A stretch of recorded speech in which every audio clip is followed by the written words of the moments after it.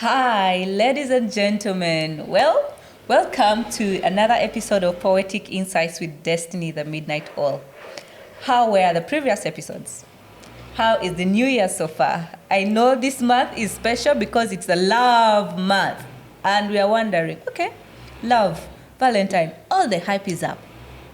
But today's episode is a little twist into the love aspect. Oftentimes, love, in our societies, we have seen love turn sour, and we have witnessed the impact of that sour love or bitter love, where within our confines of society, people experience gender-based violence. Looking at that aspect of gender-based violence, I know that when you're talking about it, you talk about the women, the girls, the boys, and the men alike. I want us to use this opportunity to look deeper into gender-based violence, how it makes love sour, hoping that this particular month we are not experiencing the sour bit of it. My guest on today's episode is an amazing lady. She works in the field of gender-based violence, passionate about women's rights, and one of the things that together with her and organization is seeing, how can we create safe spaces, especially for women, young girls, young boys, where they're able to be healed, to be nourished back into their better selves after experiencing gender-based violence. Without wasting much time, as you engage, like, and subscribe, allow me invite Danita.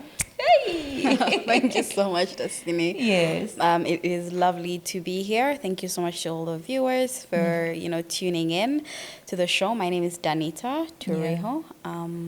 I'm a lawyer. I work with Uganda Women's Network. It's an organization, it's the network of women's rights organizations in Uganda. Yes. And it also does work around leadership, advocacy, and access to justice for women. So this is an area, like you say, that I'm deeply passionate about. Yes. And it's one that I really want to speak really deep into in this conversation. Wow, I'm impressed. And, over the last episodes of our conversations, we used to have, of course, creatives. Mm-hmm. And for me, this is special because you are not into the creative space of poetry, music, arts, and all that. But seeing that you have this ambition of talking into things that really affect the fabric of society. Because the essence of Poetic Insights is to talk about things affecting society. So, why did you, as a lawyer, you would have said, I want to go into maybe commercial law, I don't know many of those things, but a specific aspect of law, where you're able to, or criminal law, I don't know. Yeah. So why did you branch into this aspect of women and their rights? It was actually an accident. Yeah, it was actually an accident. Yeah. When I was doing my internship a few years ago, Yes. I landed at Uganda Women's Network. Yes. It was just something, it was convenient at the time. It was very easy for me to get that space. And then I was sent to the field, Kamuli and Namutumba, and I think that's where it all changed. Whilst I was there, we were working in what we call GBV shelters. We have ONET used to run until earlier this year 2 GBV shelters in those 2 districts. So shelters are where survivors go to receive, once they've been brutalized, it's like a point of healing and transit. Yeah. So someone goes there, they receive medical aid, psychosocial support, legal aid, and then they are resettled by the shelter officials to, a safer place in society. Yes.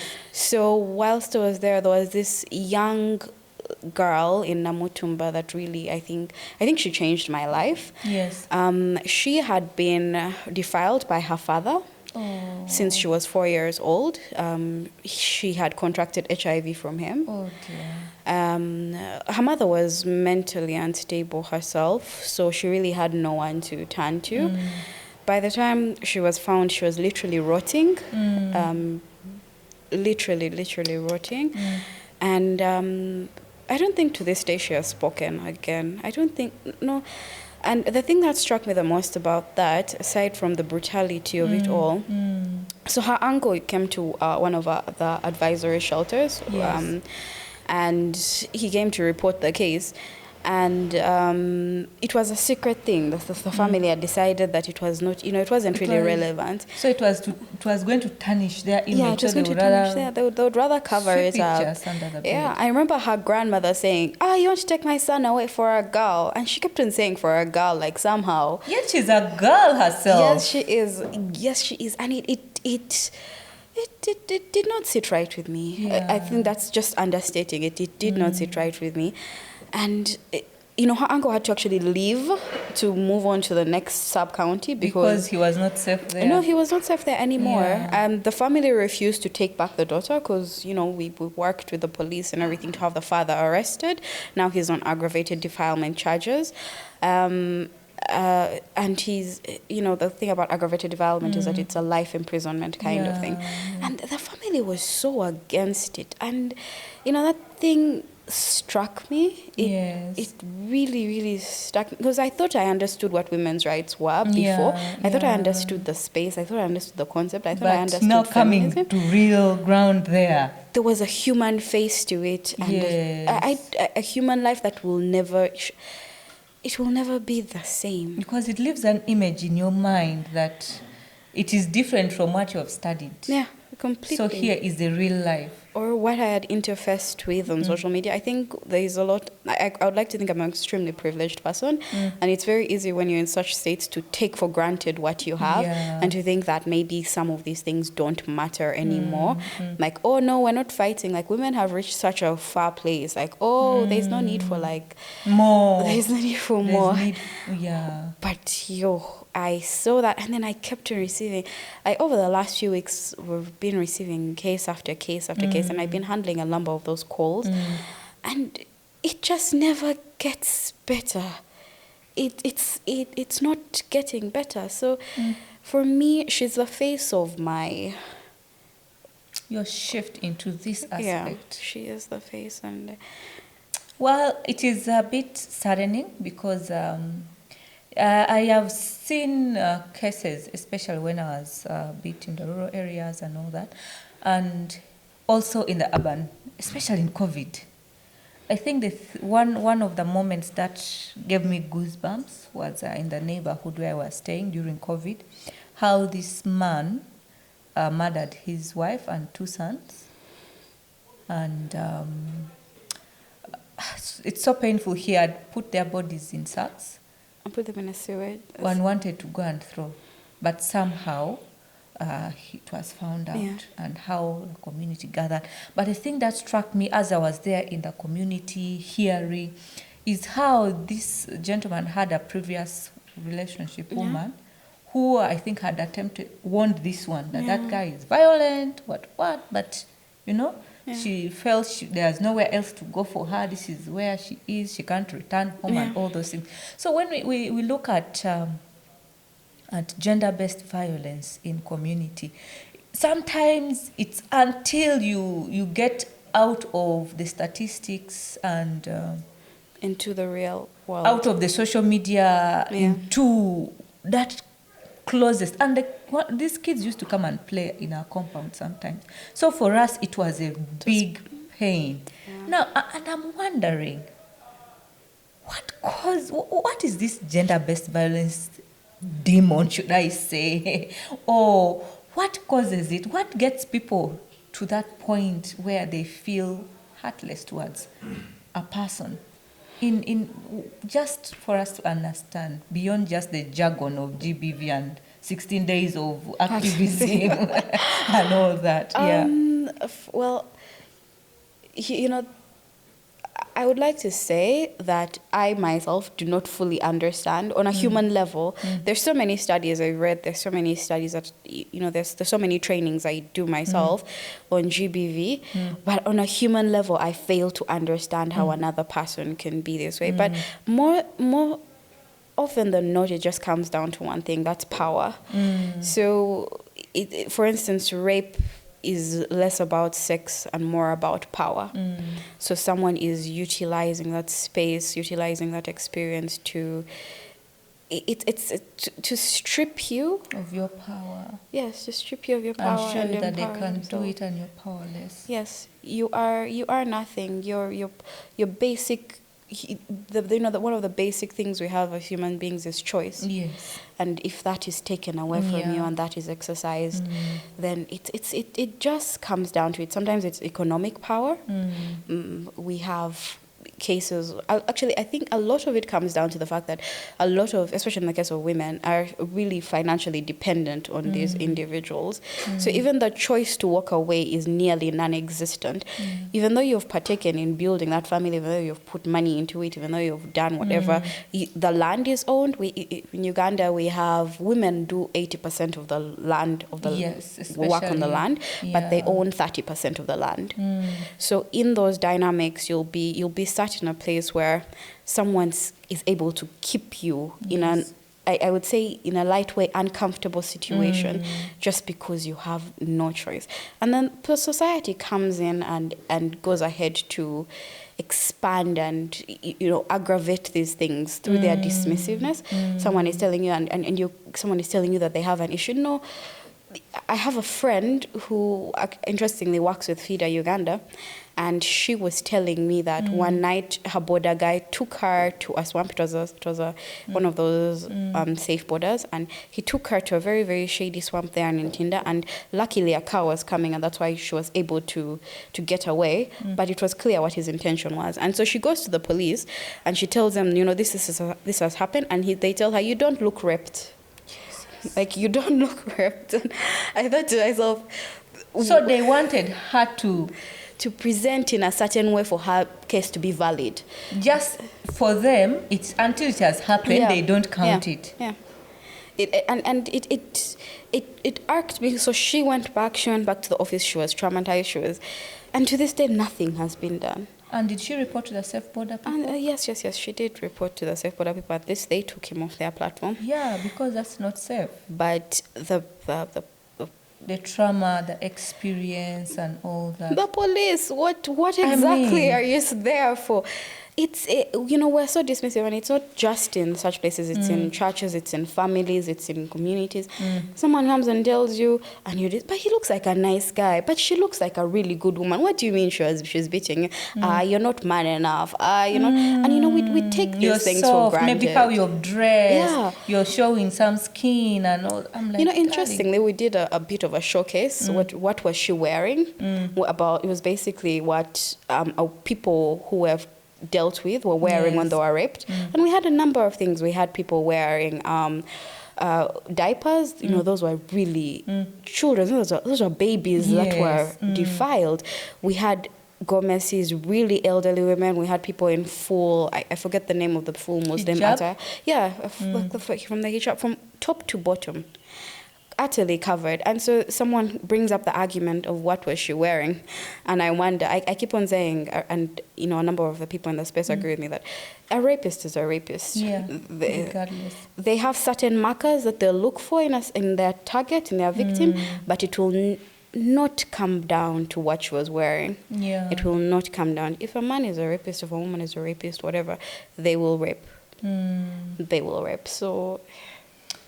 Well, members, it is a touchy subject to know that in our communities, women, young girls, and a few men and young boys remain victims of something that somebody could have a self-control over, to say, let me not remove the power or the authority of choice from a person because they are a human being. And it still baffles us. We just the few examples we have given, but we know you have more examples that you have had, you have experienced, that still continue to exist.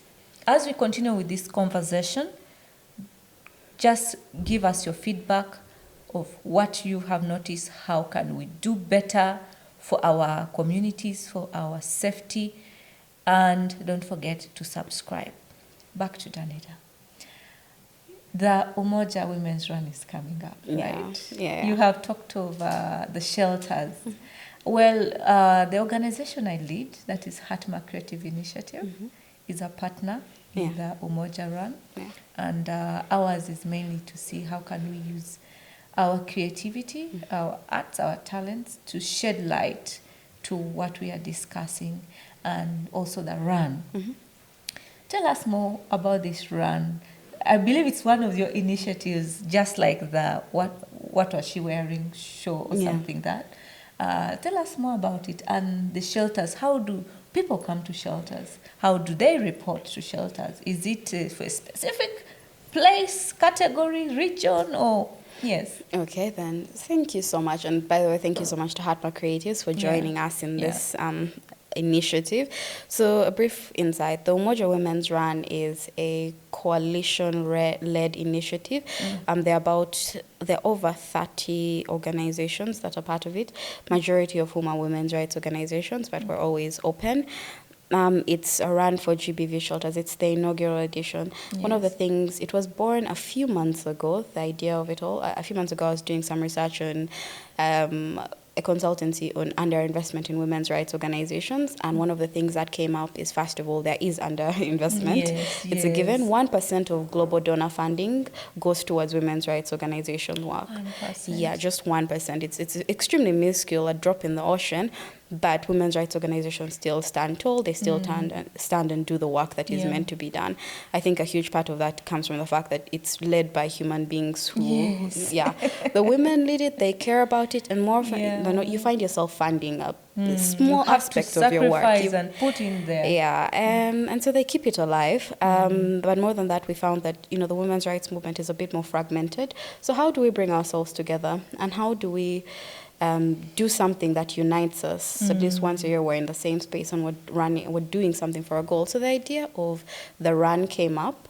Women's rights organizations come together and different partners to run for a shared goal. So one of the other things that came out from that discussion was that this year, due to the donor funding cuts, from USAID and a number of other donors, GBV shelters a number of them have been shut down. 4 shelters have been shut down. 4 shelters, yes. We have 23 in the country, so right now we have about 18 in operation. By April next year, it will be, I think there'll be about 2 more that will be shut down. So it is a gradual phasing? No, it's not a gradual phasing of sorts. Because some of these, as long as the funding cuts off, then, it ends. So these are project-based things. Another thing about donor funding is that it's less of the continued impact and more of there's a timeline in which you're operating. Some projects will last 2 years, some will last 4 years, and once they're done, and it moves on. So we don't have a sustainable way of running these shelters locally as a country. We don't have a localized mechanism to keep them open. So when these donors shift their priority, when these donors move their work, then the shelters suffer. Over the years, we've had shelters in their different ways shut down briefly, then restart when they find more money to run them. So so each of these serves about 200 survivors per year. And so the gap is really felt. It's big. Yeah, it's really, really big. Because now what happens when a shelter closes? What happens to the people that the shelter was supporting? That's the thing that comes to my mind. Do they go back?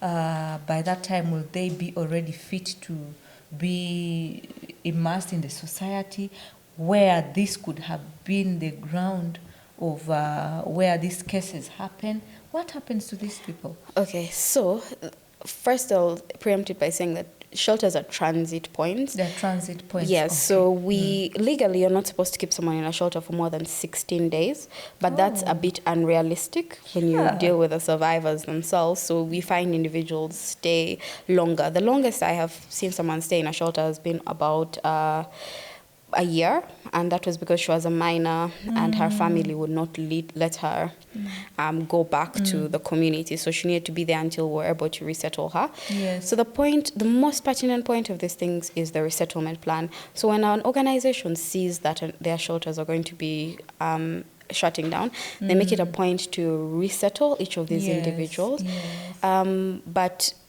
it's always part of our mandate to resettle them within a reasonable time period. Sometimes it's a month, sometimes it's a month and a half. So it's not necessarily even in the same community. We do a lot of mediation and work. Sometimes it's with extended family, sometimes it's with other they're communities of GBV survivors. So those will like take on some individuals and support them. In the case that shelters, the organizations have money, they give these individuals skilling and capital to start their lives off. But the resettlement aspect is always our priority.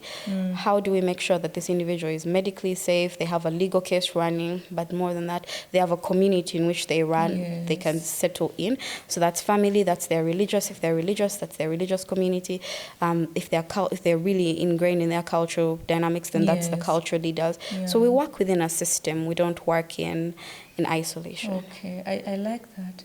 And is there also an element of economic empowerment? Yes, definitely the aspect of economic empowerment. Because, you know, money is power. So somebody would have been violated because of the economic power.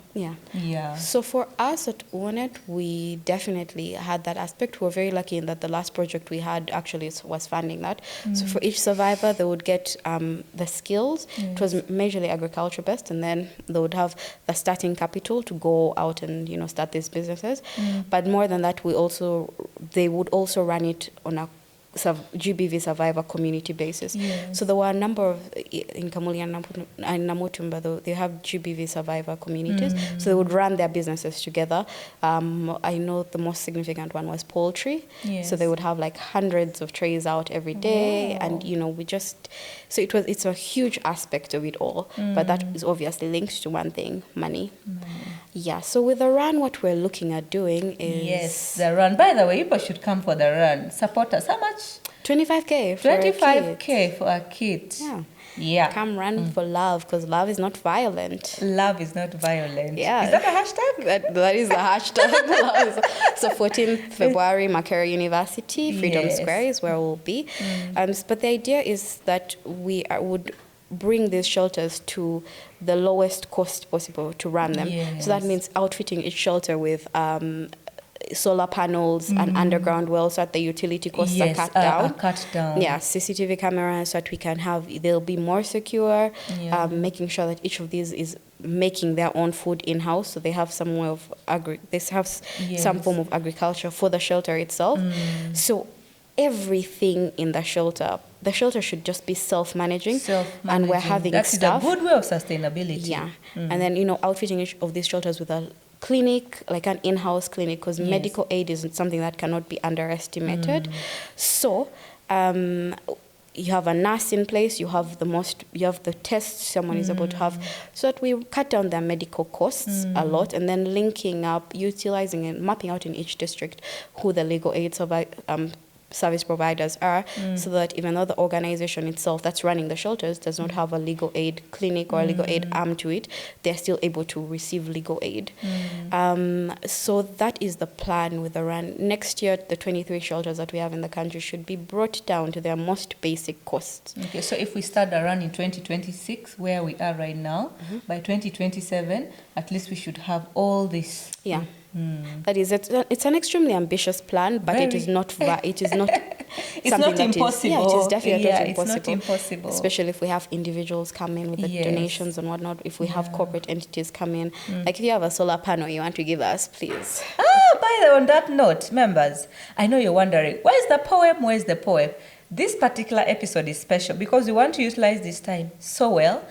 We are going to give you the poems in a separate video, but linked to this, and it will be in the description, okay? So in this time, we want to call out to you. You are a creative, you are a corporate organization, you are an individual, anybody who feels they can support us at the run, but also in the long run. To the corporate entities there, you have your corporate responsibility arm, which can support some of the work we do. And especially Danita and her team, where we are also partnering as Hatma Creative Initiative. At this moment, as we wind up this particular episode of Poetic Insights with Destiny the Midnight Oil, we want to make this call to you, Danita, as we wind up. What call do you want to make to them? How can they join us in this particular cause? Well, first and foremost, run. Run. We would definitely love to see each and every one of you that is watching. Join us, like I said earlier, Makerere University, 14th February, 7 a.m. Valentine's Day. I know some of you are in love, but bring your spouse, bring your... They can come in the morning and do the rest later. Yeah, even though you're getting married that day, join us in the morning. You'll you'll find us. Run, donate if you can donate. If you're a corporate entity or you know someone who works with a corporate entity, please reach out. That can support in regards to the in-kind donations or even like the actual monetary donations. If you're in a church space, that would we can utilize that as a space to fundraise. You know, churches are churches and religious institutions generally are some of the most. It's easier to get donations from there because people understand humanity a bit more. If you are someone who just cares, if you'd like to volunteer, if you'd like to partake, please join us. If you have an organization that would love to join, please join us. So 14th February, we're checking it all. We have a link for donations. We have a link to buy the kits. We have to put it down there so that they can access it easily in the description box. Exactly.